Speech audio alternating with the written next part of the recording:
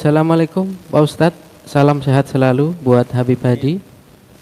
Mohon arahan, bagaimanakah hukumnya biaya haji dengan modal dari hutang ke bank selama 3 tahun dengan asumsi masa tunggu haji antara 10 hingga 15 tahun. Pertama, haji itu diwajibkan bagi yang mampu. Dalam hal ini adalah rahmatnya Allah kepada hambanya. Jadi Allah tidak mewajibkan kepada semua yang mampu ataupun yang enggak mampu, tapi Allah mewajibkan hanya kepada yang mampu, sebagaimana dalam ayat Al-Qur'an, walillahi 'alan nasi hajjul baiti man istata'a ilaihi sabila, atau hadisnya Rasul sallallahu alaihi wasallam, ya, bunyal islamu ala khamsin, di antaranya wa hajjul baiti man istata'a ilaihi sabila. Ya, Allah tidak memaksa dan tidak mewajibkan kecuali kepada yang mampu. Yang kedua, dalam melaksanakan ibadah jangan sampai kita menggunakan yang syubhat, apalagi yang haram. Yang syubhat apalagi yang haram. Karena apa? Karena ibadah yang kita lakukan memakai yang syubhat apalagi yang haram itu sia-sia. Dikatakan dalam Zubat, wa ta'atun mimman haraman yakulu mithlul bina'i fawqa maujin yuj'alu. Orang yang melakukan kebaikan, ketaatan, ibadah, tapi yang dimakai, yang dimakan, yang diminum haram atau semisalnya syubhat, itu seperti orang membangun bangunan di atas ombak. Nah, mungkin jadi, bisa jadi, tidak akan mungkin bisa jadi. Sama halnya kebaikan ketaatan, sebanyak apapun, sebesar apapun, tapi kalau yang kita pakai, yang kita makan, yang kita minum haram, maka sia-sia.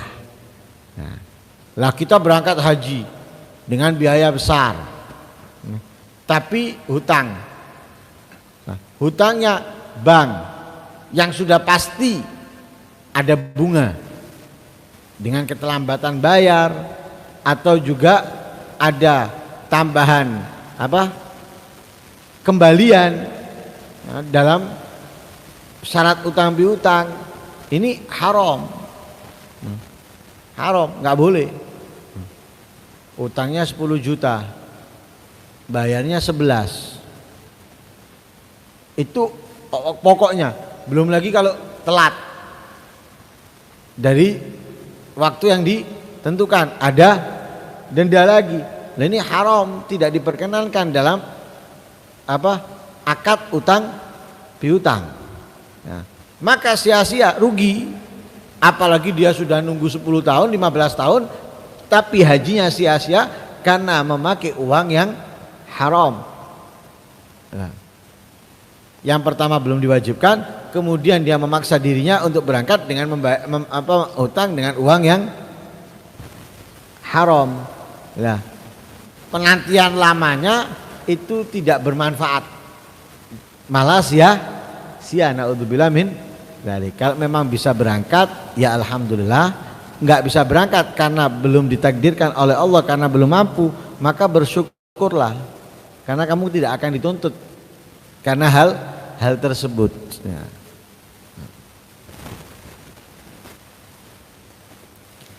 Alhamdulillah, sudah jelas sekali pemaparan guru kita mengenai jawaban dari pertanyaan tentang haji.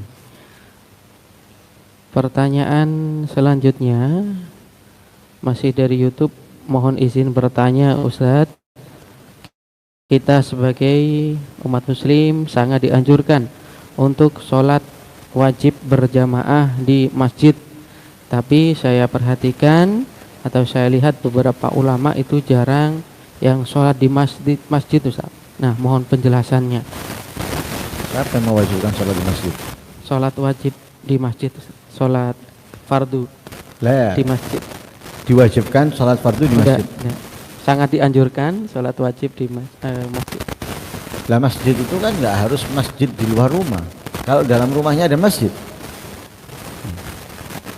Jadi bukan masalah ya, jangan kita menganjurkan sholat di masjid. Lah kita nggak tahu dalam rumahnya kalau ada masjid. Atau juga dia sholat melaksanakan di rumah itu dengan misalnya mengajarkan keluarga ya, dan semisalnya, atau mengajarkan anak didiknya yang ada di rumahnya. Lah itu kan memiliki nilai. Nah, jadi jangan menilai orang dari luarnya. Nah, jangan gampang menilai orang dari luarnya. Karena terkadang apa yang kita nilai dari luar itu nggak benar. Memang secara global sholat di masjid itu lebih afdol karena banyak hal. Ya. Dengan jalannya keluarnya dari rumah ke masjid itu sudah memiliki nilai. Kemudian ketika berada di dalam masjid memiliki nilai. Ya. Kemudian sholat berjamaahnya memiliki nilai. Iya. Ya. Tapi bukan berarti yang sholat di rumah atau yang sholat di musola atau yang sholat di tempat yang lain kemudian tidak mendapatkan kemuliaan atau keistimewaan dari yang lain.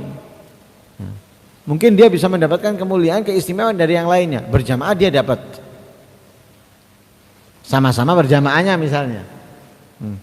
Berarti di masjid berjamaah, di situ berjamaah, kan sama berarti. Tapi bedanya yang berjamaah di masjid mendapatkan kemuliaan tempat, yaitu masjid. Yang bukan di masjid tidak mendapatkan kemuliaan tempat, tapi tetap mendapatkan fadilatul jamaah. Kemudian kalau yang di masjid tidak ada pembelajaran kepada makmum, hanya sholat, sedangkan ini ada pembelajaran kepada makmum, maka dia memiliki nilai plus. Yang ini mendapatkan nilai plus dari tempat, kalau ini mendapatkan dari pembelajaran loh. Nah, karena itu jangan dinilai dengan kasat mata, tapi kita perlu mengetahui kenapa, ada apa. Nah, kalau kita nggak ingin mengetahui, ya jangan menyalahkan husnudzon. Husnudzon aja, mungkin dia memiliki niat, tujuan dalam sholatnya di rumah atau di musola atau di tempat yang dia lakukan, maka kita husnudzon berprasangka baik kepadanya. Baik, pertanyaan selanjutnya. Waktu kurang 5 menit, insya Allah ini 2 pertanyaan terakhir. Pertanyaan pertama, Assalamualaikum Ustadz, bagaimanakah hukumnya sholat Jumat yang azan pertamanya ternyata belum masuk waktu, Ustadz? Azan pertama dalam sholat Jumat itu boleh dilakukan di luar waktu. Yang penting khutbahnya, sholatnya dalam waktu. Ya, itu yang nggak masalah. Mau awal khutbah awal azan di luar waktunya, kemudian khutbah sholat dalam waktunya, nggak masalah. Karena pokoknya itu khutbah dan sholat dalam waktunya itu pokok. Azannya belum masuk waktunya, nggak masalah. Ya. Oh, yang azan keliru, belum masuk waktunya sudah azan.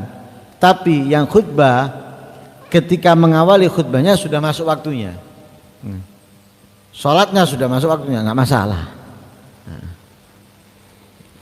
Baik, pertanyaan berikutnya. Assalamualaikum Ustadz, mohon izin bertanya, bolehkah kakak saya yang sedang melaksanakan pernikahan menggabung sholat, dan bagaimana jika saya yang ikut diparas atau dihias atau di make up ya, apakah boleh juga menggabung sholat, Ustaz? Terima kasih. Apa perlunya? Kalau kemanten ya karena dia kemanten. Kalau yang itu tadi tidak perlu nih, make pajangan tuh. Kewajibannya dia sholat kok. Nah, kalau kemanten masuk akal masih. Kalau pendamping kemanten tadi itu tidak ada hubungannya. Walhasil intinya kemanten itu ada pendapat ulama yang diperbolehkan untuk menjamak sholat, untuk kemanten untuk mempelai. Nah, makanya bahkan masuk dalam udzur Jum'ah dan jamaah. Udhur Jum'ah dan jamaah itu pengantin baru. Pengantin, bukan pendamping tadi itu, apa namanya? Kembang mayang. Ya itu kembang apa? Kembar mayang. Mayar. Mayang. Mayang. Mayang.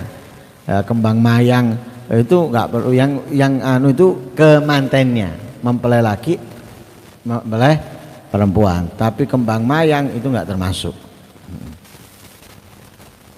Baik, kita tambah lagi pertanyaannya mengingat waktu masih ada 2 menit lagi.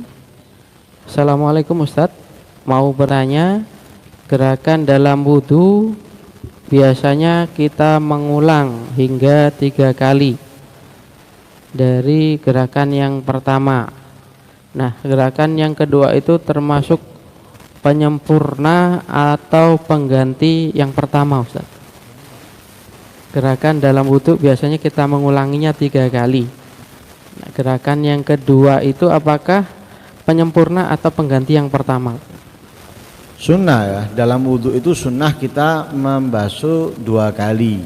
Dalam wajah, tangan, kaki, mengusap kepala itu sunnah 3 kali.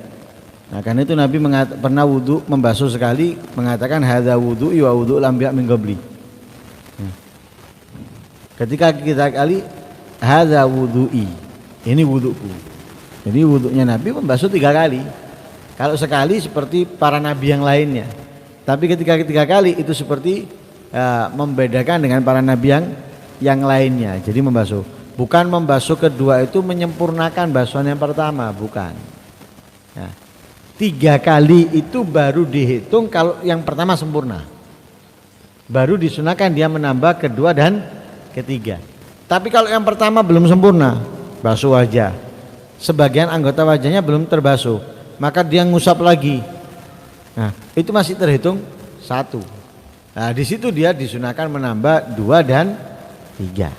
Nah, kalau hanya penyempurna, berarti walaupun yang pertama tadi itu